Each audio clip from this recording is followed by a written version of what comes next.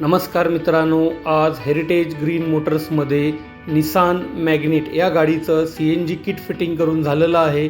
तर कशा रीती किट फिटिंग करून झालेलं आहे हे आपण पाहू शकता. हा 65 लिटरचा सिलेंडर आहे. हा आपण या पोझिशनमध्ये बसवलेला आहे. त्याचबरोबर लोवॅटो कंपनीचं सिक्वेन्शियल किट आपण बसवलेलं आहे.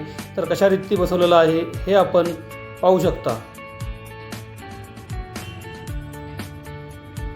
हा CNG फिलिंग वाल आहे. हा आपण या पोझिशनमध्ये बसवलेला आहे.